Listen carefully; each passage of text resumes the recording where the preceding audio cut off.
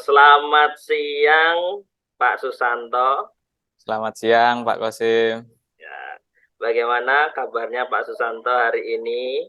Sehat-sehat, Pak. Ya, seperti inilah Luar pokoknya harus biasa. sehat. Luar biasa. Wajahnya ini ya bersinar terus, Wes, glowing nggak, Pak? glowing. Ya, Ya, Pak. Oke. Oke. oke, Pak Ya, Susanto. ya. Ada topik apa ini untuk percakapan kita kali ini, Pak Susanto? Ya, Pak Kosim, ini kan apa ya, sudah mendekati PTS nih. Kemudian Terus?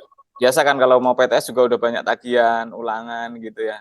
Cuma Ya, kadang itu saya tuh bingung ya kalau anak-anak itu kemudian dikasih tugas yang sama, tes yang sama gitu, ya wajar kali ya mungkin kalau nilainya nggak bagus. Jadi gimana ya, saya tuh pengen menerapkan yang pembelajaran berdiferensiasi gitu, yang bisa ya anak-anak itu bisa sesuai dengan yang dia miliki gitu loh Pak.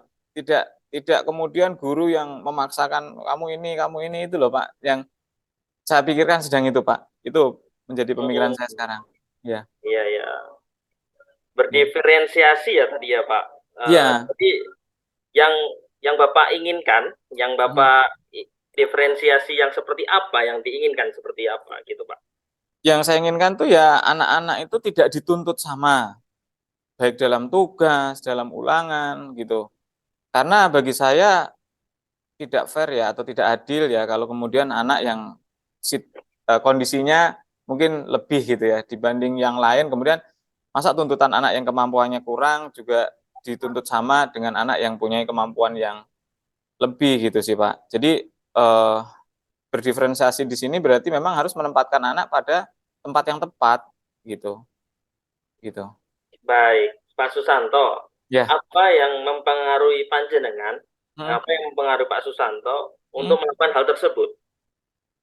Ya, sekarang saya berpikirnya begini Pak, latar belakangnya karena kan anak-anak di sini kan dari latar belakang ekonomi, sosial yang berbeda-beda Pak. Mm-mm. Baik juga latar belakang pendidikan orang tua yang berbeda-beda. Iya, Kemudian saya akhirnya memikirkan bagaimana kalau anak yang memang kemampuannya secara terbatas, baik ekonomi sosialnya itu kan mempengaruhi juga pendidikannya ya Pak ya, kemampuan berpikirnya juga dukungan dari keluarganya. Nah, mm, eh, hal yang wajar kalau kemudian anak itu nggak dapat nilai yang bagus, kalau dituntut misalnya mm-mm. matematikanya si A dapatnya 100, si Ya, B harus dapat 100, itu kan ya tidak mungkin. Nah, itu yang melatar belakangi pemikiran saya. Harusnya kan ada cara bagaimana 100-nya si A dan 100-nya si B mungkin dengan cara yang berbeda, Pak, gitu. Gitu, mm-mm. Pak. Oke. Hmm. Menurut Pak Susanto, Mhm. situasi sekarang itu gimana di sekolah Pak Susanto itu? Ya kalau situasi sekarang ini masih banyak ya, masih banyak guru itu yang menyamakan tuntutan, menyamakan semuanya itu sama sama lah Pak, sama rata gitu. Ibaratnya sama-sama ya nggak dibeda-bedakan walaupun mungkin belum semua guru juga mengerti tentang berdiferensiasi itu. Intinya masih pada target-target harus selesai materi itu yang menurut saya kurang kurang tepat sih Pak. Oke, Situasinya sekarang saat ini seperti itu. Jadi semua anak diperlakukan sama di depan nilai dan di tuntutan nilai gitu. Gitu, Pak. oke. Jadi apa yang bisa membuat Pak Susanto itu yakin itu bisa terwujud, Pak? Yang pertama keyakinan itu didorong oleh karena perkembangan dan perubahan kurikulum ya, terutama dengan kurikulum Merdeka ini semakin membukakan mata saya, apalagi setelah mengikuti apa ya kegiatan CPP di mana kita dibuka kembali tentang paradigma Ki Hajar Dewantara itu luar biasa. Nah, yang membuat saya yakin juga bisa berubah, yang kedua adalah kita ini kan guru-guru juga ingin berubah gitu.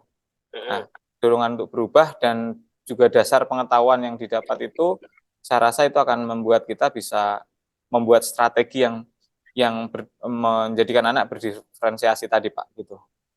Oke, Gitu. menarik ini.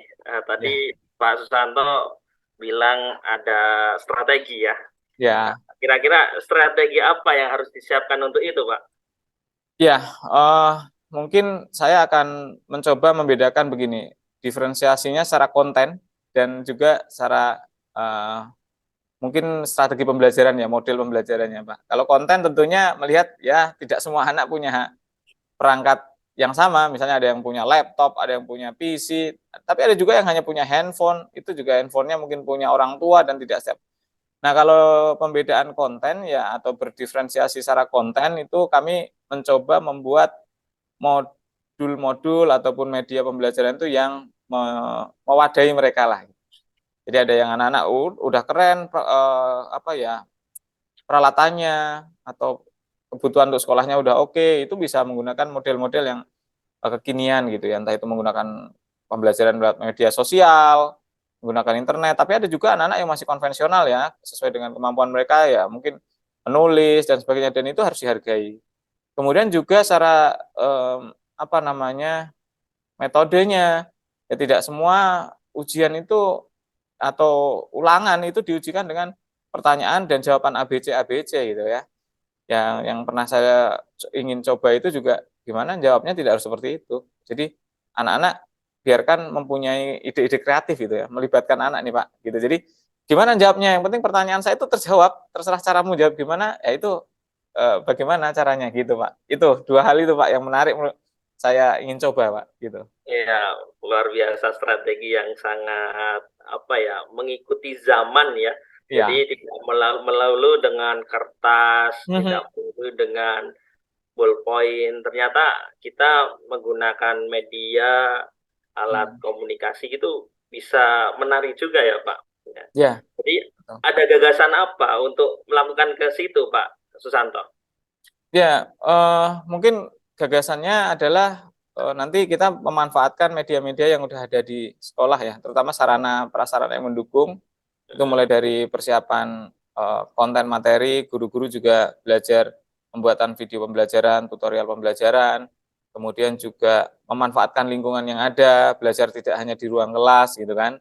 Jadi siapapun jadi guru dan dimanapun jadi sekolah gitu kan, itu yang menarik gitu. Jadi ruang-ruang ini kita coba lepaskan gitu ya, tidak terikat, tetapi anak bisa mengeksplorasi materi sehingga basicnya bukan materi sih, akhirnya kemauan anak untuk sadar bisa belajar itu. Nah itu kan yang ingin kita capai berikutnya sih Pak, gitu.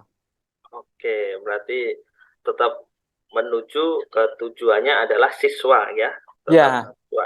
Yang dimana siswa itu bermacam-macam ya. Oke, betul. bermacam-macam. Ya, Baik, berarti kan itu pasti ada Bapak Ibu guru ketika ya. meminta untuk mengajarkan materi itu Mhm, kan pasti ada kriteria-kriteria kan Pak yang harus diinginkan. Apa yang mhm. kriteria Pak Susanto yang diinginkan? Ya kalau untuk guru sendiri harus membuka diri ya, terbuka pemikirannya, paradigmanya itu memang harus berubah. Kalau tidak mau berubah dengan paradigma yang ada dan bertahan dengan paradigma yang lama ya, hanya bertahan itu sebenarnya jadi, kata kasarnya ya, menjadi korban anak-anak sih sebetulnya gitu. Betul, Ya, akan betul. menjadi korban itu anak. Jadi yang saya pikirkan bahwa untuk situasi saat ini memang yang terpenting itu adalah Pak paradigma. Mungkin kebijakan seperti kurikulum bisa berubah bukan karena sulit mengikuti, tetapi karena kita sendiri nggak mau berubah pikirannya gitu. Itu yang membuat sulit sih. Jadi dimulai dari diri kita untuk melakukan sebuah perubahan. Itu yang harus tergerak. Nah, kalau guru sendiri kemudian bisa mencontohkan bahwa saya melakukan perubahan itu bukan karena disuruh, bukan karena aturan pemerintah, bukan karena dorongan yang lain-lain, tapi dari kesadaran diri, saya rasa itu akan sangat mudah untuk mencapai tujuan yang tadi di mana anak-anak terlayani secara apa ya Pak, adil ya dalam pengertian berdiferensiasi tadi yang memang anaknya macam-macam, berlatar belakang macam-macam dan itu kita harus sadari. Kan kita tidak bisa nuntut anak yang pintar semua masuk sekolah kita, kan gitu Pak. Jadi Itu Pak yang mendasarinya Pak. Oke, tadi Pak Susanto mengatakan perubahan atas kesadaran diri guru Ya, sendiri ya. ya. Oke. Apa yang bisa memastikan Pak Susanto itu perubahan itu bisa berjalan? Ya, yang pertama dukungan dan kerjasama dari pihak-pihak terkait. Contoh dari dinas pendidikan, kemudian dari kepala sekolah, dari dewan guru, orang tua dan anak-anak. Nah itu. Jadi itu yang harus terjalin kuat dulu untuk memastikan. Soalnya kalau misalnya hanya dari satu guru, kepala sekolahnya nggak dukung kan juga nggak mungkin Pak ini akan terjadi. Atau kebijakan dari dinas pendidikan sendiri nggak mendukung ke situ, ya tidak akan terjadi juga ke bawahnya. Ini sebagai contoh saja. Jadi keyakinan saya bahwa karena kita bergerak bersama nih dari seluruh elemen yang terlibat dalam dunia pendidikan, terutama warga sekolah sendiri gitu ya.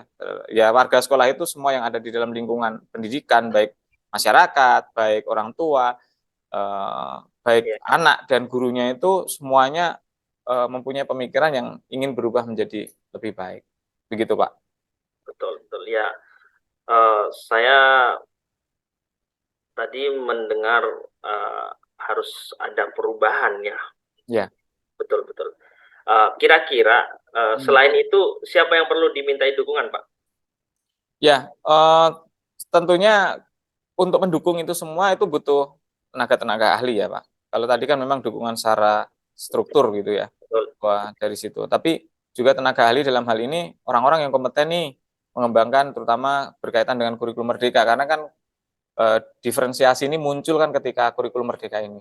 Ya, Bagaimana kita bisa menjalin dengan pihak-pihak nih, Kementerian Pendidikan ataupun pihak-pihak yang memang sudah mempunyai pengalaman di bidangnya, kemudian juga mungkin mengikuti kegiatan-kegiatan berkaitan dengan kurikulum merdeka, entah itu belajar dari juga teman-teman dari sekolah-sekolah penggerak begitu.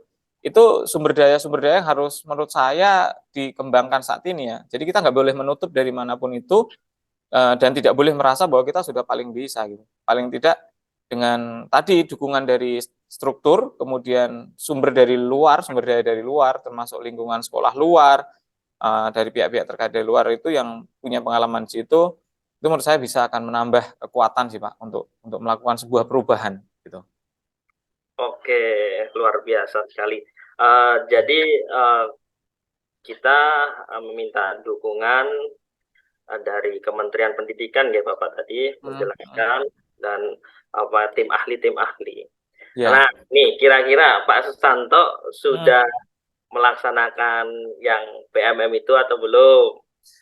Ya, kalau saya pribadi sudah menjalankan. Nah, itu tadi kendalanya salah satunya, Pak. Jadi teman-teman belum belum semuanya, itu belum semuanya. Jadi targetnya memang kalau bisa itu dalam waktu ya paling lama itu 1 bulan setelah ini itu sudah bergerak bersama ya. Oke, Mungkin seperti bagaimana itu. Pak Susanto itu memastikan teman-teman bisa berjalan sesuai dengan Hmm. keinginannya Pak Susanto? Ya, kami memberikan apa ya namanya progres ya, kayak timeline kapan ini harus dipelajari, kapan ini akan dijalankan dan seterusnya sih. Jadi di situ akan terpantau siapa sudah sampai di mana, apa yang sudah dipelajari dan biasanya kita juga ada forum sharing ya atau boleh dikatakan belajar bersama di level sekolah begitu, Pak. Oke, Pak Susanto.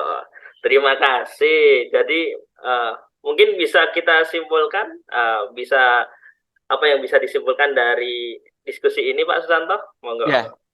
jadi kesimpulannya begini, pembelajaran berdiferensiasi ini penting bagi apa ya pertumbuhan anak-anak karena setiap anak itu lahir sudah membawa hal yang unik dari dirinya dan kita tinggal mengembangkannya. Nah sekarang dengan kita terutama didorong kurikulum merdeka, kemudian tadi juga dengan platform PMM, itu sebenarnya kita diberi kesempatan yang seluas-luas untuk berubah. Dan perubahan itu dari mana? Harus dari diri kita sendiri dulu, Betul. ya kan? Kalau diri kita sudah bisa berubah dan mau bergerak untuk berubah, otomatis yang lain akan ikut gitu. Saya pikir seperti itu. Walaupun dukungan-dukungan dari pihak-pihak terkait itu penting, tetapi semuanya dimulai dari diri sendiri, gitu Pak. Oke, luar biasa. Jadi eh, sangat kompleks ya Ya, apa yang kita lakukan itu juga Ya, mempengaruhi. Terima kasih Pak Susanto oke, atas diskusi kali ini, sangat positif sekali, sangat ya, produktif sekali, dan ya, penuh makna ya. sama-sama Terima Pak. kasih. Saya akhiri. Selamat siang Pak Susanto. Selamat siang, terima kasih Pak Kosim.